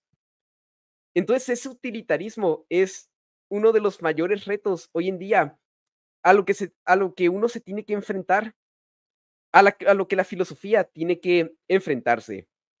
Y bueno, esto para responder a la segunda pregunta, pues ese utilitarismo yo diría que es una de las razones principales por las que no se quiere dar en los colegios la filosofía, pero es muy necesaria que se enseñe, y claro, obviamente de buena manera y no de una manera que lo único que haga sea alejarte todavía más de ella o hacerte un relativista y así, porque hace falta que la gente, sobre todo hoy en día, confíe más en la capacidad que tiene la razón humana para alcanzar la verdad, y eso precisamente te ayuda mucho la filosofía. Es necesario que se den cuenta de los límites que tiene la propia ciencia, de a dónde tienen que dirigir todos sus actos, toda su vida. Y la filosofía precisamente te ayuda, como decía Juan Pablo II en Fides et Ratio, a encontrar el sentido de la vida. ¿A dónde voy? ¿De dónde vine? Y es como que si no resuelves esas cuestiones tan primordiales, pues al final es como que resolver cualquiera otras, que cómo sumar el cubo del cuadrado de quién sabe qué, pues no es como que, wow, me llene mucho. Así que, okey, no vas a ganar dinero y así, o te vas a volver millonario con la filosofía, pero como decía Juan Pablo, bueno, bueno, si eres Dante con artículos científicos y Enrique ahí, pues, podría ser, pero y bueno, si eres youtuber encima con muchos seguidores, pero, más allá de eso, o sea, okey, muy bien. Quizás no te va a servir para, al menos en varios casos, para ganar mucho dinero y para tener mucho placer. Bueno, incluso uno un poco se tortura leyendo a ciertos filósofos, pero sí vas a vivir una vida mucho más plena, más feliz, porque sabes la verdad, aquello a lo que el intelecto humano, o sea, ¿cuál es el objeto del intelecto humano? ¿A qué se dirige? A la verdad. Los animales, okey, ellos sí viven una vida de placeres puramente sensibles, pero lo propiamente humano es la contemplación de la verdad, algo que ningún animal puede tener. Y no por nada Aristóteles ya decía que la felicidad consiste en la contemplación de la verdad. Qué buena esa, mi hermano. Me gustó mucho cómo abordaste esa, pues estas dos preguntas, estos dos cuestionamientos, porque es que es cierto, de forma objetiva, a quienes no les conviene que sea útil la filosofía en los colegios, en los catequesis, es a los gobiernos que no quieren que la gente aprenda a pensar bien. Entonces, de ahí partimos porque es que la ven como innecesaria, pero no es que en realidad lo sea. Y me gusta mucho ver cómo está Juan Diego hoy en día ya haciendo las citas de Santo Tomás y todo esto, porque estoy viendo a un futuro Dante Urbina ahí en potencia, entonces por eso le va a pasar la pelota al Dante Urbina en acto. Entonces, Dante, ¿qué opinas, hermano, de esas dos preguntas? Bueno, vamos a esto, ¿no? Que en el caso de Juan Diego hay que decir que tiene más potencialidades, ¿no? Porque tiene aparte, pues, lo que ha podido nutrirse de Enric, lo que yo pueda contribuir con él también con mucho gusto, ¿no? Y igual William, están los amigos, ¿no? Los amigos ahí. Entonces, los amigos funcionamos como motores, porque todos nosotros tenemos potencialidades y los amigos nos llevan a, pues, llevar a acto ciertas potencialidades moviéndonos, ¿no? Así que sí, va a llegar muy lejos. Bueno, a ver, precisame las dos cuestiones brevemente otra vez, por favor.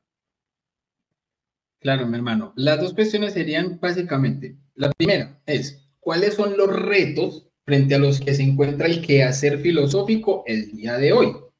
Y con base en esto, ¿qué tan necesario ves que sea enseñar filosofía y lógica en los colegios y en las catequesis de, por ejemplo, primera comunión y confirmación? Bien, sí. En cuanto a los retos, pues por supuesto podría hablar sobre el tema de la utilidad, pero ya lo hizo bastante Juan Diego, así que no me voy a explayar por ahí. Voy a tomar otro ángulo. El tema de la inteligencia artificial, de los sistemas que dan respuestas automáticas. Hay muchas personas que están viendo eso poco a poco cada vez más como el oráculo de Delfos. ¿No? En la época de los filósofos griegos había esta idea del oráculo de Delfos, que tú le preguntabas sobre alguna cuestión y te daba la verdad absoluta. Y si algo buscan los filósofos es en cierto modo eso, ¿no? Digo en cierto modo porque hasta sobre eso mismo hay discusión, pero por decirlo de un modo rápido o coloquial. Pero hoy en día, pues con el perfeccionamiento de inteligencias artificiales que dan respuestas, eventualmente las personas podrían decir, bueno, la filosofía es inútil porque simplemente podemos preguntar a una herramienta de inteligencia artificial. Pero hay que entender que las herramientas de la inteligencia artificial simplemente son algoritmos muy sofisticados, pero ontológicamente no son algo más que algoritmos. Algoritmos muy sofisticados y le podemos meter información muy interesante y procesarán esa información de modo muy potente, probablemente o seguramente mucho más potente que lo que harían nuestros cerebros en condiciones normales. Pero hay otro nivel de cosas, o sea, el nivel del filosofar está a otra escala y el filosofar en cierto modo es lo que es parte de lo que nos hace auténticamente humanos, ¿no? Hay esta famosa escena de la película Yo Robot, donde el protagonista, ¿no? que lo interpreta Will Smith, le dice al robot, ¿acaso tú puedes hacer tal música, pintar esto? Le dice como cosas artísticas, ¿no? Y el robot le replica, ¿y acaso tú puedes? Y es ahí como que el ser humano queda en jaque, ¿no? Entonces, tal vez le podríamos decir al robot, ¿acaso tú puedes filosofar y llegar a reflexiones como las de, no sé, Cioran, Camus, Nietzsche, Santo Tomás de Aquino, etcétera? Lo que hacen los algoritmos es procesar información. Tal vez el robot nos podría replicar, ¿y acaso tú puedes? Pero el hecho de que cada persona particular no pueda no significa que no tenga esa capacidad, que no tenga ese potencial. Entonces ahí sí hay una distinción ontológica entre el robot y la persona, por más de que la persona no haya llevado a acto por diversas circunstancias esa potencialidad. Entonces yo creo que estamos cada vez más en un mundo con esas características. Y el otro gran reto que veo para la filosofía, o sea, por un lado este tema de la inteligencia artificial y por el otro lado le voy a llamar el reto del TikTok, ¿ok? O sea, la idea de que la gente no quiere leer la metafísica de Aristóteles. La gente lo que quiere es un TikTok que te explique a Aristóteles en 2 minutos y ya está. Ahora bien, no está mal que haya ese tipo de contenido, no es en sí mismo malo. De hecho, es 1000 veces preferible que haya ese contenido dentro de las redes sociales a que no lo haya. No voy en contra del contenido. Yo mismo a veces he hecho reflexiones filosóficas breves, los he colgado en videos de 1 minuto, pero lo que yo espero es que eso sea como una oportunidad para que las personas vayan y lean Aristóteles o vayan y piensen más sobre el asunto filosófico, porque no solo es el asunto academicista de que lean, sino que piensen a fondo, ¿no? Pero la gente no quiere pensar a fondo.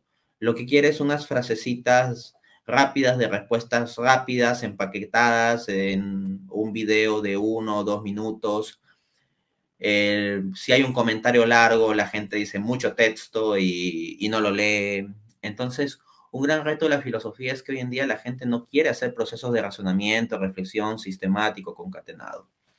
Por último, en esto sí voy a ser mucho más breve, creo que es absolutamente evidente de que se requiere de la filosofía en el ámbito educativo y en la catequesis, porque estamos en un mundo en guerra y gran parte de la guerra es filosófica, y si no disponemos de las armas filosóficas, aunque sea para defendernos, nos van a matar la fe y nos van a matar también la razón, porque en la educación se nos venden muchas cosas absurdas y que son contrarias no simplemente a tal o cual perspectiva religiosa, sino a la razón natural. Totalmente, hermano. Así es, excelente. Preciso con base en eso que decías. Yo recuerdo cuando empezó mi proceso, y en mi proceso yo escuché una frase de San Agustín. Una frase que es muy cortica, pero que a mí me voló la cabeza de manera impresionante. Y esto lo digo con base en lo que hablabas de TikTok.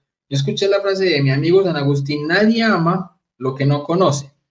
Si yo me quedo únicamente con esa frasecita, yo puedo decir, es que sí, es muy bonita, excelente, y puedo hacer unas reflexiones al respecto de ello, bien.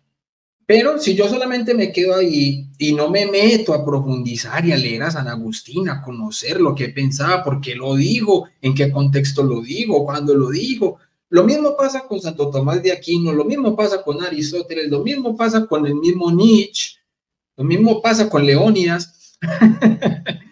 En ese orden de ideas, nosotros no nos podemos quedar con los poquiticos. Los poquiticos puede ser la degustación. Yo recuerdo cuando yo estaba chiquito y entraba a un supermercado a hacer el mercado, y normalmente los productos nuevos y así sacaban unos estantecitos donde daban la degustación, y si a uno le gustaba, uy, qué rico, vamos a comprar para llevar. Pero no se queda solamente como que me gustó, no me gustó, y jamás volví a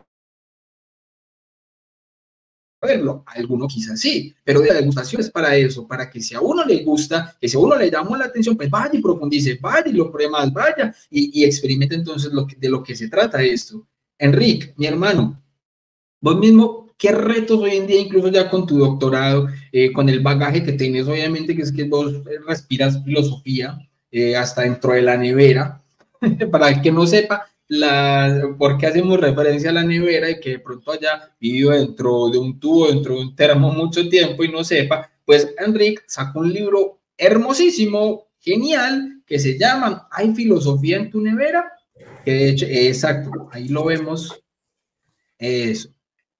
Y de hecho, hay varias entrevistas al respecto. En mi canal tengo una con Enrique donde abordamos varias cosas y terminamos diciendo que hasta San Agustín puede haber tenido un debate con Nietzsche brutal. Eso es, pago VIP para ver ese debate. Pero entonces, precisamente como Enrique respira filosofía hasta dentro de la nevera, hermano, ¿cuáles son los retos más puntuales que vos ves hoy en día en el quehacer filosófico? Y con base en esto, es necesario la filosofía en el ámbito educativo, enseñarla en los colegios, enseñar lógica en los colegios y también en las catequesis de primera comunión y confirmación. Contanos, mi hermano. Gracias, gracias, William. Sí, yo respiro filosofía. El otro día estaba leyendo a Joshua Rasmussen, el libro este que tiene How Can Reason Lead to What? Y ahí él explica que él sueña con filosofía y que él sueña que tiene discusiones filosóficas con los personajes de su sueño y tal. Eso no me ha pasado nunca a mí todavía. Espero que algún día me pase porque suena muy chulo. Pero bueno, para que es que hay gente que está todavía más mal que yo, efectivamente. Sí. Un tiroteo, si no. Exacto. Una pelea de Kant y tal, sí, sí. Pues a ver, retos de la filosofía actual, o sea, me parecen muy bien los que han dicho Dante, Juan Diego y tal. Yo quizás añadiría el reto de la filosofía de la mente. Creo que es una discusión abierta muy potente. Creo que, por decirlo de manera provocativa, yo creo que el certificado de defunción del materialismo se va a firmar en la filosofía de la mente. Entonces, me parece muy interesante que haya cuanta más gente mejor trabajando en esa rama de la disciplina, de la filosofía. Y creo que un reto particular es conseguir articular de una manera más o menos sistemática una propuesta aristotélica a la filosofía de la mente, ¿no? Al problema fundamental del problema de la conciencia y tal. Que ya hay algunas cosas, etcétera, pero la cuestión sería hacerlo de manera más contundente quizás y que consiga generar un impacto fuerte dentro de la literatura, ¿no? Eso yo diría que es una un reto principal. Y luego creo que la filosofía tiene el reto de siempre, de que no solamente tiene que pensar, sino que tiene que saber comunicarse, ¿no? Y bueno, para eso están espacios como el mío, en el que justamente intento hacer eso, ¿no? Intento llevar la filosofía más académica a, digamos, a la calle, que lo pueda entender todo el mundo, porque siempre me ha parecido inútil la idea de que la filosofía se tenga que encerrar en una torre de marfil donde solamente se entienden dos filósofos entre sí y a veces ni eso, ¿no? A veces ni eso. Entonces, porque es que lo que pasa es que si no, lo que te encuentras es que a nivel de calle empiezas a escuchar cosas que dices, vamos a ver, esto, perdone, pero la academia esta idea la abandonó ya hace 2 siglos prácticamente, ¿no? Y es el problema de que no ha habido una buena divulgación de los resultados de la discusión académica. No se ha transmitido eso bien digamos, al gran público, ¿no? Entonces, ese es otro gran reto. Y sí, obviamente hay que enseñar filosofía en la escuela, hay que enseñar filosofía en la catequesis, hay que enseñar lógica, porque es que al final, o sea, estamos en un momento de la historia que ya no sirve solamente en plan, bueno, vamos a leer el catecismo dice esto, ahora niños os lo aprendéis de memoria, no sé qué. No, ya no sirve eso, o sea, hay que dar las razones porque estamos en un momento en el que, bueno, pues ya no, digamos, como decía Dante, esto ya es una guerra prácticamente, ¿no? En el sentido intelectual, en el sentido de que estamos intercambiando razones, objeciones y tal. Entonces yo creo que lo mejor es que las objeciones los chavales se la encuentren en catequesis, que no tengan que esperar a que venga su compañero ateo de turno a decirle, pues, no sé, el problema del mal. Y, nunca he escuchado hablar del problema del mal. ¿Cómo es? Pues lo siento, no puede ser que no hayas escuchado nunca hablar del problema del mal si llevas 5 años de catequesis, ¿no? Entonces, eso tiene que cambiar, me parece, sí. Totalmente, mi hermano. Al blanco, literalmente. Así es. Y yo por eso también quiero aportar un poco desde mi punto, que yo veo también un reto gigante. Y yo lo voy a repetir, yo creo que últimamente he enfatizado mucho en esto, porque a veces como que no nos damos cuenta. Nos concentramos desde el punto, por ejemplo, desde la apologética, nos hemos concentrado mucho en únicamente estar casi que mirando solo al protestantismo. Y la apologética no se reduce a eso, hermanos. Y yo pienso que la apologética más difícil, nosotros siempre hemos hablado de una trilogía, ¿cierto? Como por ejemplo los libros de nuestro amigo Dante Urbina, que obviamente tiene la trilogía para los no creyentes, para los no cristianos y para los no católicos, ¿ya? Ahí está, obviamente, la trilogía bien expuesta. Pero yo quiero sumarle un cuarto elemento y que creo que es la apologética más difícil que hay. La apologética más difícil que existe es convencer a un católico de que está equivocado. Esto es lo más difícil, porque de entrada el católico piensa que está en la verdad. Entonces, y no lo vamos a refutar, no le vamos a decir que no, porque como católicos sabemos que estamos en la verdad. Pero ahora, vaya que un católico esté equivocado en alguna cuestión, vaya, convénzalo de que está equivocado.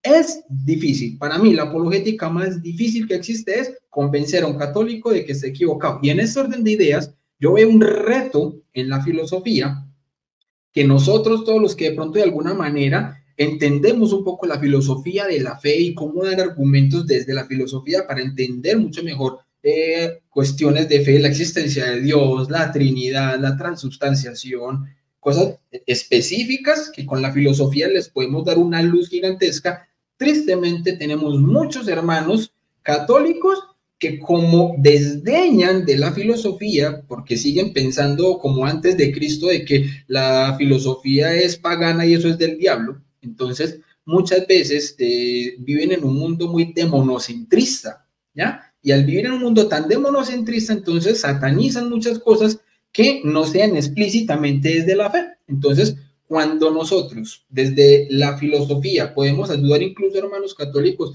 a que abran un poco los ojos, porque muchos de estos hermanos católicos viven su fe de una manera muy emocional y casi siempre basados en revelaciones privadas, que ojo, no es que sean malas, lo que pasa es que hay algunas que o no son en realidad revelaciones aprobadas por la iglesia, o que si la iglesia las ha aprobado, el católico está en libertad de creer o no creer. Entonces, cuando nosotros basamos la fe únicamente en revelaciones privadas, lo que dijo el medium de turno, que a alguien por allá se le apareció la Virgen, y entonces que le dio un mensaje, entonces esto ya es palabra de Dios, o que estaba frente al Santísimo orando y entonces recibí un mensaje del Señor y todo el mundo me tiene que hacer caso y vivir la fe como yo la vivo. Muchas veces ese tipo de cosas pasan cuando no se tiene una formación mínima dentro de la misma filosofía, para también aprender a pensar la fe, porque la fe no puede ser una fe irracional, la fe tiene que ser también bien pensada, y creo que también ese es uno de los grandes retos que nosotros tenemos, no solamente los que estamos acá en este momento en el stream, sino las personas que también están dentro del chat. Si nosotros nos damos cuenta a tiempo de este tipo de inconvenientes,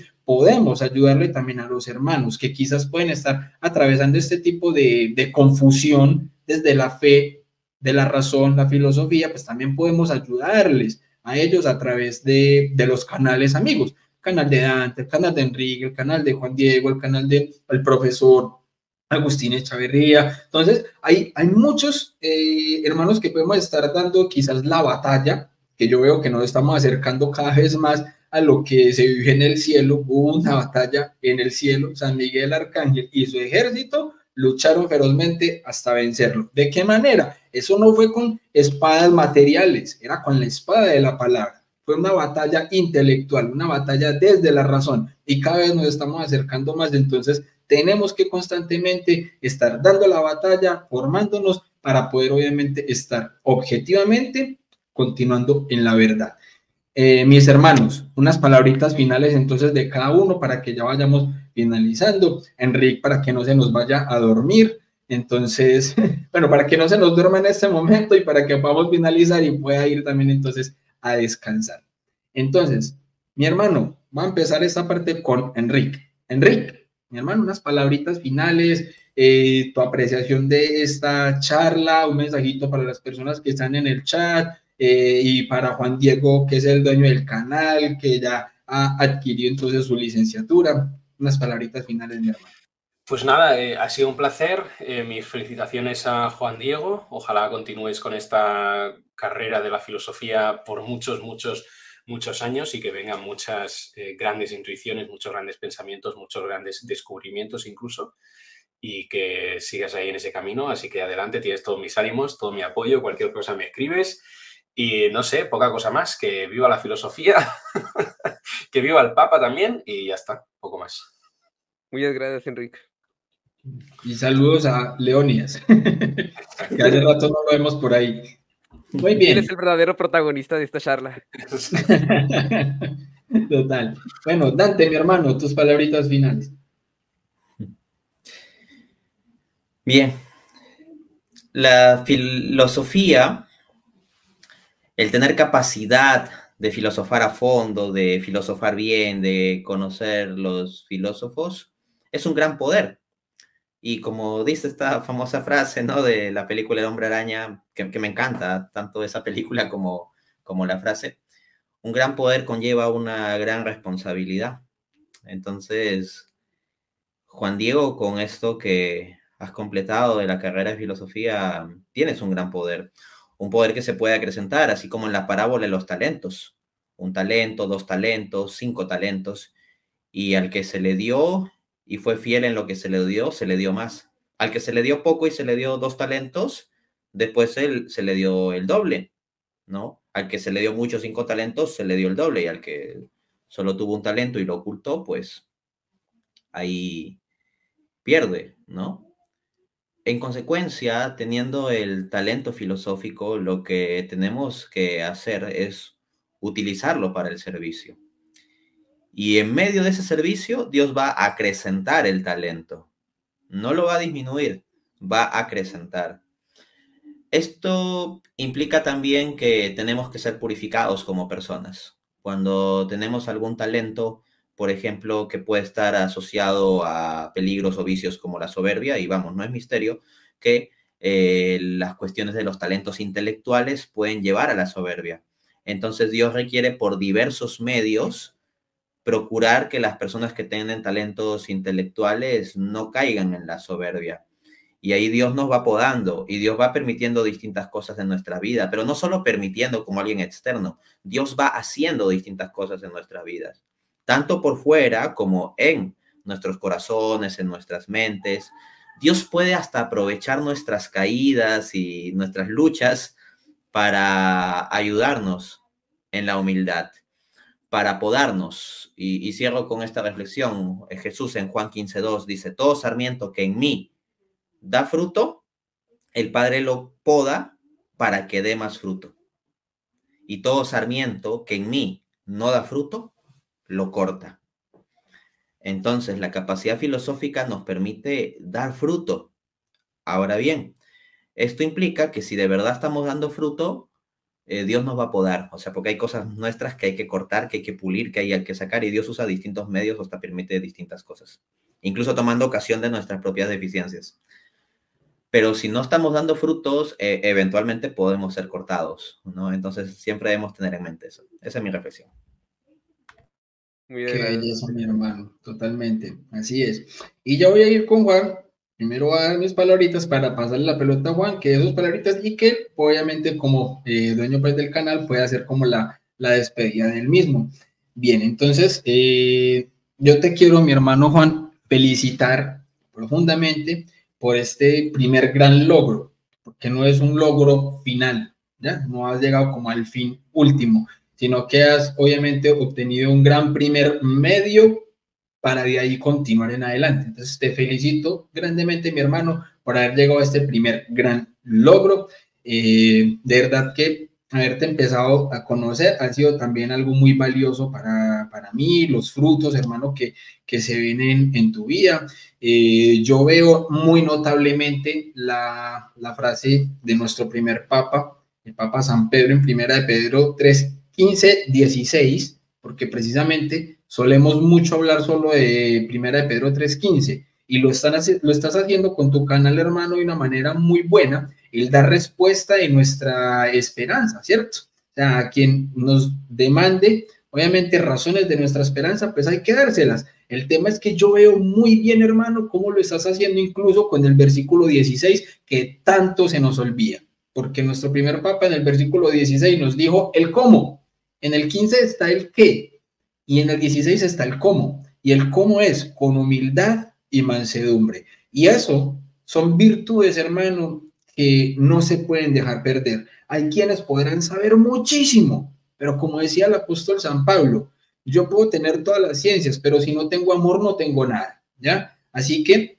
el hecho de cómo lo estás haciendo, hermano, con ese amor, con esa humildad, con esas ganas, hermano, como el esfuerzo que incluso hayas puesto para llevar a cabo tu carrera, con todo tu trasfondo, mi hermano, que obviamente lo vimos también en el testimonio que pudiste contar en Enfoca tu Fe, mi hermano, me parece que es grandioso y yo te felicito, hermano, y esta reunión de hoy, yo la veo como una grandiosidencia, un regalito del Señor por lo que contabas ahorita, hermano, de cómo a través de Enrique y de Dante fue que empezaste con este amor a la filosofía y hoy poderlos tener entonces acá juntos en tu canal, tomando temas filosóficos a la par, conversando de ellos, es un regalito del Señor y el Señor nunca se deja ganar en regalitos, en gracias, en dones. Entonces, de verdad, mi hermano, que te felicito, te aprendió entonces, hermano, a apreciar también bastante y de verdad, mi hermano, que bueno, también así como lo dijo Dante y como lo dice Enrique, cuentas conmigo y cualquier cosa, mi hermano, ahí estamos para la gloria de Dios. Y ya te paso entonces la pelota y para que puedas despedir este gran programa. Sí, muchas gracias. Yo también los aprecio mucho y les doy gracias por sus, pues sí, por su ayuda, y les doy muchas gracias a Dios por tantos gracias que me ha concedido. Y les doy feliz, también les quería dar muchas gracias por todo y también un feliz día del Padre atrasado.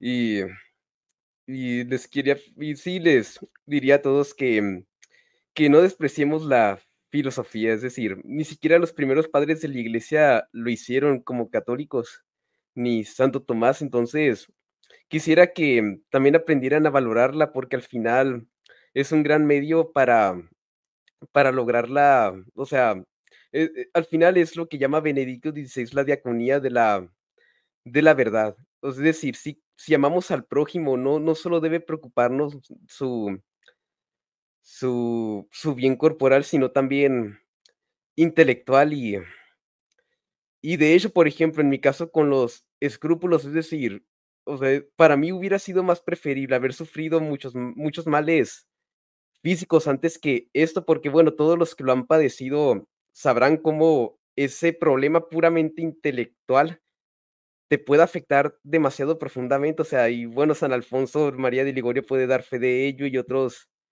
tantos, entonces, créanme que en general el apostolado intelectual no es algo inútil, sino algo que es muy importante que es muy importante y que Dios de verdad valora mucho. Y y bueno, creo que le quiero dar gracias al super chat de Manuel Moreno y sin más que decir, pues me despido. Muchas gracias a todos.